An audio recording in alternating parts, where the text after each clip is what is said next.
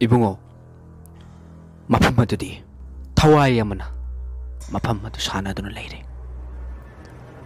thawai aduna mathi phonglaku matamda mahakki ningamdaba safam kaya ado mafam adu lariba miyoi sing adu uhanbani maram asina thawai adugi chap chaba mathau mangam pangthoklabadi mafam adu thokliba thodok sing ado masa matomta adumak mangkhigani hojik ai mafam adu kari thokhibano haibado ai amuktang yengage asumna maiba aduna laton amada sen mek khara thadaduna yengu matamda maiba do mahaki sakpham hanjinki aduga yamna ningamdaba kholikta asumna hairaki ibungo nahakna hojik leiriba haibadi nahakki school leiriba jaga amadi bathroom leiriba jaga ase matam mama haibadi ngasidagina sahi taramuki mamangda mafam masida yamna thamoi shoklaba thodok amakak thokre thodok adudi naujaribi nupi macha amakakpu namja namthek nabiduna nupi yoibigi ikai khunwa manghan biro matungda tamthiwa mi hatta mafam maduda hatok pikre aduga mafam khangdana masagi mathau mangam pangthok pidana mahakki hakjang ado mafam khangdana hundok pikre asumna mahakki penjadraba ningamdraba thawai aduna nahakki hostel dugi bathroom aduda sanaduna leire mahakna hek tholakpada nahakki hostel duda leiriba satra sing aduna thengnarupada hariba thodok sing ase thopani maram asina mahakki watlahuriba mathau mangam ase pangthok pirabadi mafam maduda thokliba thodok sing ado masa matomta maromdo phakigani maibagi wari adu taraga superintendent ado mamittagi mapi tarakki amadi ningamdaba amadi angakpa amaga loinana oja maibagi mafamda hanglakki adudi oja maiba thodok sing asi koknanabagi pambai amata oja maibana takpiyo taroi bungo pambai adu ai hairake nahaki school amadi hostel jaga aduda hairiba thawai asina adum sanaduna leire masina takpadi mahaki hakchang ase mafam aduaida leire haibani maram asina mahaki aroiba mathau mangam ase pangthoknanabagi damakta aikhoi thabak khara taw mathau tari matau karamna mahaki hakchang ase thigadabano haibado ai taklage hojikti thodok asi nahak nasa nathan kaktang khangbana yararoi school du leiriba oja sing amadi maru oina satra sing ado khangandaba yararoi maramdi thodok sing ase maru oina satra sing adu da thoklibana superintendent aduna amuk hanglaki oja adudi mahakki hakjang ase matau karamna thigadabano madoni maru oiribase ahan bada tawdaba yadaba thabak amakakni karamna thigadabano haibado ai hairage munna taro thawai asina numidangi matamda nahaki bathroom ki akoiba amadi satra sing aduna tumliba phamungdugi akoibada mahakna koichat chatuna sanaduna leiri maram asina mahakna adumna chatlingai matamda hairiba thabak ase pangthokadabani oja maiba adudi matau karamna makha targe ta aina nangonda karigumba posak khara pirakani hairiba posak asi paiduna nupi macha adigi thawaina lakum matamda mahaki masada loina duna chathankhigadabi asumna tawrabadi mahakna chatkhraw matungda aikhoina nongalaga aina piriba posak adugi khongul liba matamda sungsoi soidana mahaki thawai yaudraba asiba hakchang ado aikoina sungsoi soidana phangba ngamgani oja maiba posak adudi karino posak adudi lang ahingba asengba amadi khoi posak ani asini posak ani asi tarai tarai na aina hekta pigadaba natte amadi nakoina hekta leiraga tawgadaba asu natte aina thawai adubu phananaba amadi thawai adubu thinanabagidamangta mapu mana thambiram laba ipai ipugi laisol tinsol kaya ama haptuna hairibu posak ado aina nahakki nafamda sinagadabani adubu hairiba thabak ase icham chamba kanagumbda amane hekta pangthokpadi ngamloi maram asina yamna thauna phaba amadi yamna ichang thauba mi lai kidaba misak amakhakna hairiba thabak ase tawgadabani ahingi matam aduda hawai aduna sanaba amadi koichat chatun lakku matam aduda hairiba khoi aduna mahaki phi aduda lauhan kigadabani adu oirabadi aikoina sungsoi soidana mahaki hakchang ado sungsoi soidana phangba ngamgani adudi oja maiba posak adu ngasima hekta pibibe yagadra yagani nahak ngayaktang ngairamu ai manungda amutang changlukige asumna hairamlaga oja maiba ado mahaki yum manungda changki aduga superintendent aduna maiba adugi mangolda phamduna lehori minute 10 muk leiraga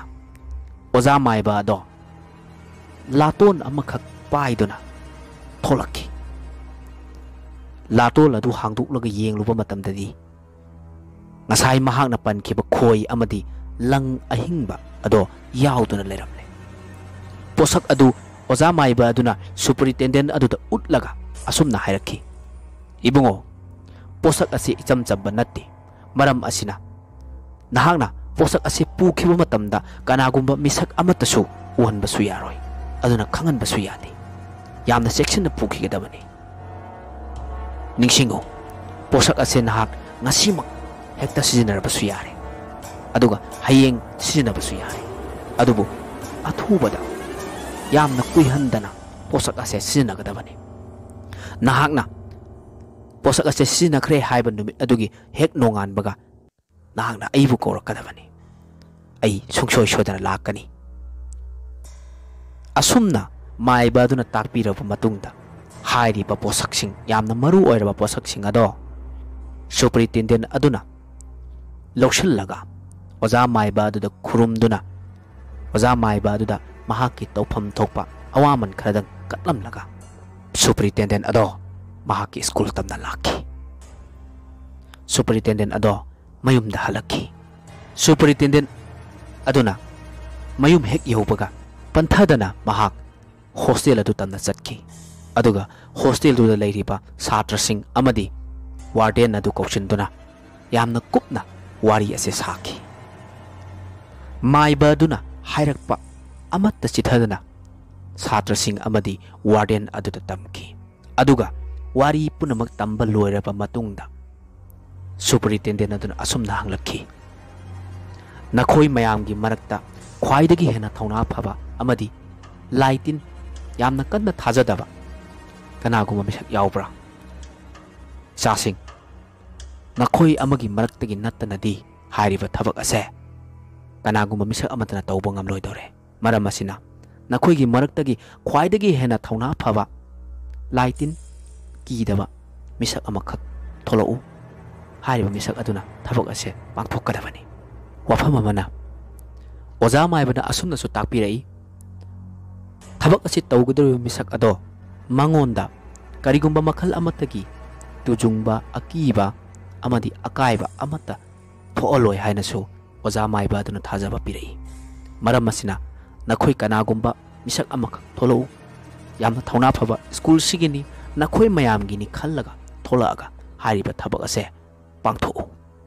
superintendent adugi wari edu tarubadagi satrasing ado kibana thak thak nikki amadi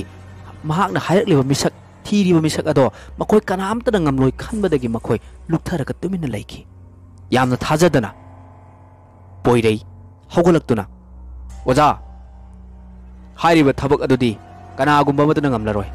oza ai tawjage haina asumna yamna thauna phana amadi karisu khantharuba tawdana poireina khumlakki oza matau karamna tawgadabano amadi kari numita tawgadabano haibado marik chumna aigi ephamda takpiro ai sungsoi sodana pangthokjage poiregi wafam adu tabada superintendent masada harauba amadi penjaba phawdraduna asumna hairakhi icha poirei nahakna tawgadaba adudi thenglaba ahing michak minaw khol tadraba matam aduda thawai asina nakhoigi tumliba phamung adugi akoibada lakpa matamda lang ahing bana kisi kisallaba khoi ase nupi aduna illiba phi aduda kot khigadabani hairiba thabak asi khatani nahakna tawgadaba phare adudi hairiba thabak ase panthaba tawdana ngasi ahingmak hekta tawrasi cha poirei ngasimak hek tawbasi nahak yarabra nahaki natik nathauna mi kidaba amadi lai phu kidaba adubu ozana hainingai leidana thagatli nahaki adugumba thauna aduna ngasidi school ase phatta nungda thokadabadagi kangadoribani nahak yarabra asumna superintendent aduna hanglakpa wahangi paukhumda poireina yamna chauthokna khumlaki oza any matam amada ai hek tawjage ozana haibireba ngasi ahingi matam ado ai sungsoi soidana pangthokjage oza asumna poireina oza adugi paukhum piraduna oza adugi makhong sokna khurumlaga oza ai sungsoi soidana pangthokjage mai pakpa ngamjage haidana oza adugi mafamdagi mangol nirakhi oza aduna su thamoi sengna mamittagi mapi tana angang asibu khudong thibada langsilliba sigi daita khuding mahakna pujaduna mamittagi mapi tana ibungo hairiba thabak ase sungsoi soidana nahakna pangthokpa ngamba oijau ko aina asengba oza makta oirabadi nahak afabata mai pakpa makta oyu ko haiduna poiregi mafamda makokta nanbiduna mangol yaipu piwiki numit asiki numidang angang sing ayamba loina tumna kare adobo poirei tumdana matam mado ngaiduna laikre theijilaklaba michik miraw khol taraktraba ahing nongyai matamne kanagisu khonjel amata tadraba tanja mikup aduda hairiba thawai ado mahaki sanafam oiriba hostel duki bathroom amadi angang sing aduna tumliba phamungi akoibada chatpa sanaba horakle poirei tanja ngaiduna leire mahaki makhutta lang ahingbana kotlaba khoi ado paiduna ngaiduna leire mahaki manak yorokpa haiduna mahak ishwar khurumdana laikre asumna thawai adusu hanagi mahusagi matawgum adumak hostel dugi angang sing aduna tumliba phamung dugi akoibada koina koina chattuna sanaba horakle asumna sana duna lakpana ishor mana thaujan biduna poireina tumliba phamung adugi manak yausilakle thawai ado asumna poiregi manaktagi kitang hendokhibaga yamna khutlai thuna poireina khoi ado thawai adugi phi aduda khoi ado kochanki aduga karigumba mata makhon thondana poirei amuk an tumba sadana leiki asumna thawai ado mahaki sanabagi matam loiduna mafam madu thadokduna chatki nongalamdaida poirei superintendent amadi warden lairiba mafam adu chattuna mahakna thabak adu pangthok lure haiduna superintendent amadi warden adu tamki warden amadi superintendent ado yamna harauduna amadi yamna penjaduna poireibu hanna chuptuna ichadani haiduna poireibu hanna thagatki asumna thabak adu pangthokpa loirabanina ngasai